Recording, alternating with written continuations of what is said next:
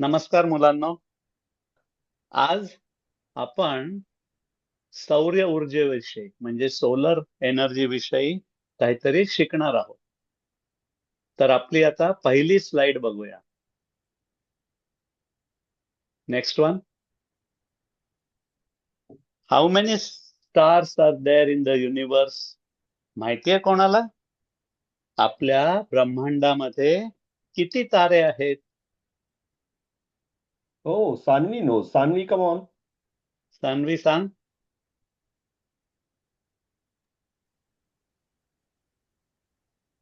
200, Okay, 200. 200 and 1,000. 200 and 1,000. Okay. Shriya. You read this number. 200 million trillion. 200 million. Correct. Okay, Shriya ने repeat केलं. 200 million. 200 million. Okay. Raghav Joshi. Raghav सांगतोस? 2 billion and 900. Can put your hands like this on here. Right. Okay. Very soon. Let's ask Rupin Sazoba. कारण it's a difficult. I can't read that number. Rupin सांग तू. 200 million. 200 million trillion. और So 2 followed by 26 zeros. You can see that number below. So many stars we have in our universe. And let's go to the next slide. In that 200 million trillion stars, there is one important star. एक महत्वाचा ग्रह आहे आणि तो आहे सूर्य. आणि सूर्याभोवती 10 वेगळे वेगळे ग्रह, 10 planets are going round and round the sun. Our planet, आपला ग्रह तिसरा आहे. पहिला मर्क्युरी, दुसरा व्हीनस आणि तिसरा अर्थ. तर आपण ब्रह्मांडापासून सुरुवात केली. आता आपण आपल्या पृथ्वीविषयी थोडं बोलूया.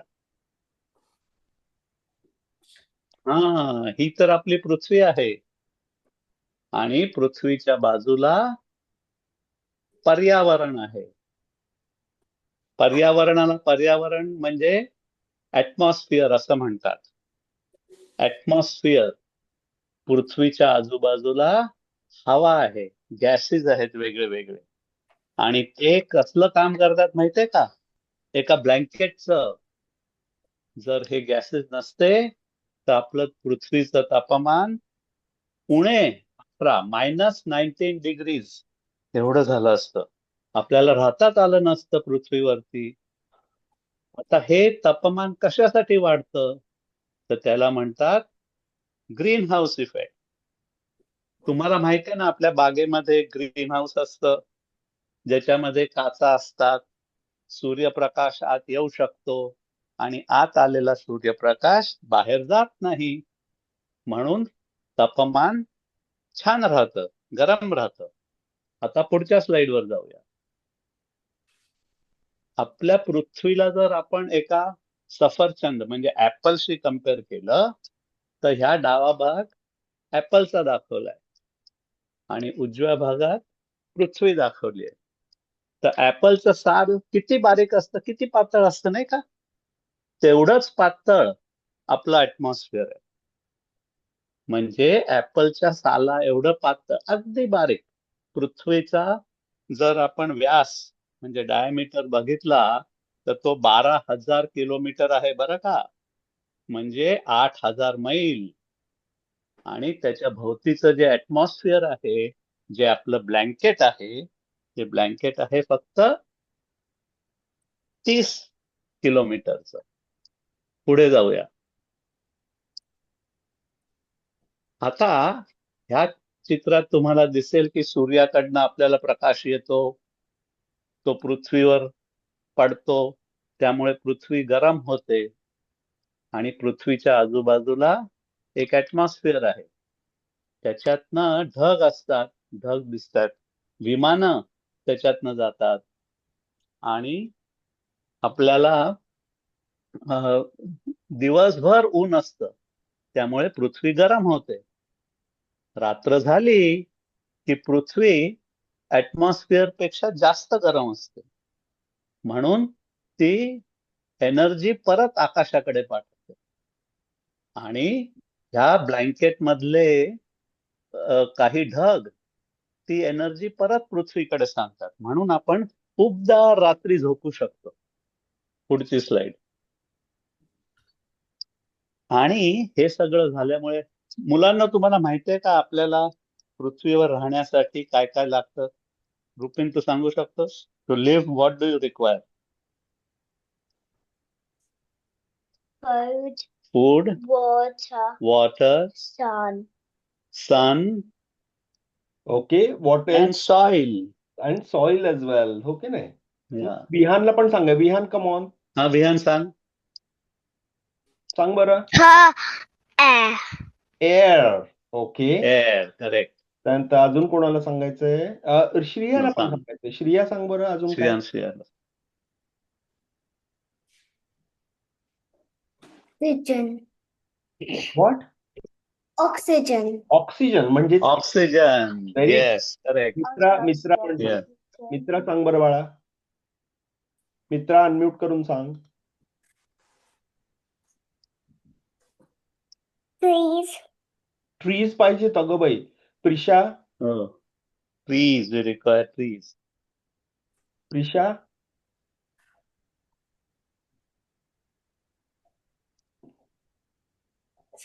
You need a habitat. अरे बापरे, I don't know Oh. what it means, but that's right. Very good. I'm learning from you all children. हो की नाही? अजून कोणीतरी वन लास्ट सांगा आणि मग आपण काकांना परत चालू करायला सांगू. Reyansh, come on. Seed. Seed पाहिजे. ओके. या, यू हो. Can't have trees without a seed. Very good. Seed, correct. आपण आता काकांना विचारूया काय काय.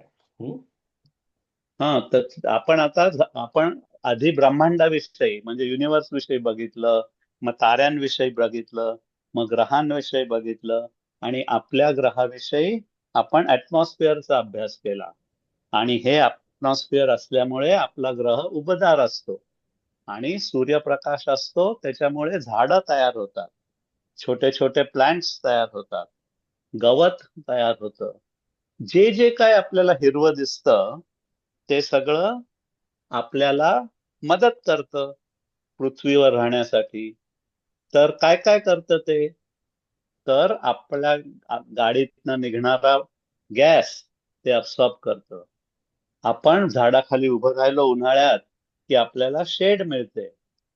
आपल्याला जगण्यासाठी पल्स रेट आणि ब्लड प्रेशर हे कमी होतं. आणि तुम्हाला माहित आहे का, आपल्या सबंध सृष्टीमध्ये, म्हणजे ज्याला इकॉलॉजी म्हणतात, त्याच्यामध्ये वेगवेगळे पक्षी, प्राणी, किडे, सरपटणारे प्राणी म्हणजे रेप्टाइल्स, ॲनिमल्स, बीज, इन्सेक्ट्स, वर्म्स, हे सगळे राहत असतात. ह्याला बायोडायव्हर्सिटी म्हणतात. तर एका झाडावर पुष्कळ सारे पक्षी राहू शकतात, पुष्कळ सारे जीवजंतू राहू शकतात, आणि त्याच्या खाली मुळांमध्ये पुष्कळ सूक्ष्म किडे म्हणजे छोटे छोटे इन्सेक्ट्स. ॲमिबा आणि असे सगळे राहू शकतात. आणि पृथ्वीमुळे आपल्याला बघ अजून काय मिळतं. आपल्याला आपला तणाव कमी होतो. आपण सारखे धावत पळत असतो, पण छान हिरवंगार बघितलं की आपल्याला आपल्या मनातला तणाव कमी होतो. पुढची स्लाइड. हे बघा मुलांना, ह्याच्यात मी दाखवलं आहे की झाडांचं काय महत्वाचं काम आहे. सूर्याचा प्रकाश झाडावर पडतो आणि दरेक झाडामध्ये जे हिरवं तत्व आहे त्याच्यामुळे झाडं हा कार्बन डायऑक्साईड शोषून घेतात. They absorb the carbon dioxide and produce seeds and fruits and leaves. याला फोटोसिंथेसिस असं म्हणतात. आणि त्यामुळे आपली शुद्ध हवा होते आणि आपल्याला प्राणी, ससा भेट असतो, कोल्हा असतो आणि आपण वेगवेगळे प्लांट्स आपण खातो, त्यांच्या बिया खातो, त्यांची फळं खातो आणि त्यामुळे होणारा कार्बन डायऑक्साईड आहे तो परत आकाशात जातो. आपण वाहनं चालवतो, गाड्या चालवतो, we drive cars, we ride motorcycles and all that produces carbon dioxide that goes into the atmosphere, and trees bring that carbon dioxide back and give us oxygen. Next. आता आपण बघूया की पृथ्वीकडे सूर्याची शक्ती किती येते. तर ह्या स्लाइड मध्ये तो जो पिवळा गोल दाखवलाय ना, yellow round, that is the amount of energy. It is 23,000 trillion watts. एवढी रोज आपल्याला ऊर्जा मिळते, असं दर वर्षाला आपल्याला ऊर्जा मिळते. आणि हा जो छोटा ग्रे सर्कल दाखवलाय ना, तेवढीच ऊर्जा आपल्याला लागते. म्हणजे एवढ्या सगळ्या ऊर्जेमधनं फक्त एवढीच लागते. तुम्हाला हे माहिती आहे का मुलांनो, की सूर्याकडनं येणारी शक्ती, एनर्जी एका तासामध्ये जेवढी येते तेवढी आपल्याला वर्षभर पुरेल एवढी आहे. आणि आपण कोळसा, ऑइल, गॅस ह्याच्यापेक्षा ती बरीच जास्त आहे. पुढची स्लाइड.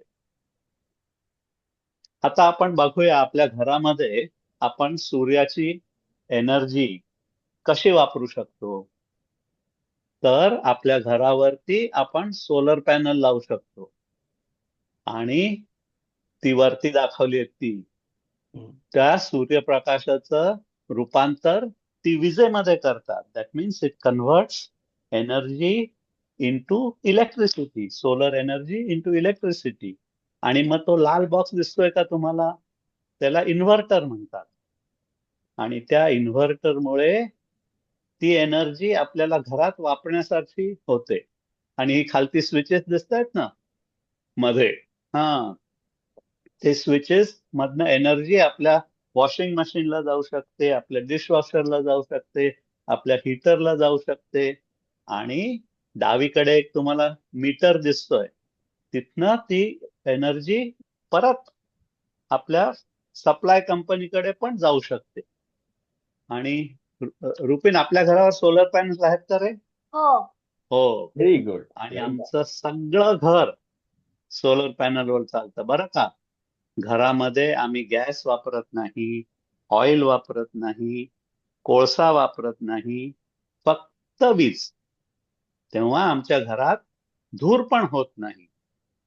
आणि रुपीनचे आई बाबा दोघही जण इलेक्ट्रिक गाड्या वापरतात. हो. म्हणजे त्याच्यातनं सुद्धा कार्बन डायऑक्साईड होत नाही. आणि ती गाडीचे लागणार एनर्जी ती सुद्धा आम्हाला सूर्याकडनं मिळते. हो की नाही रुपीन?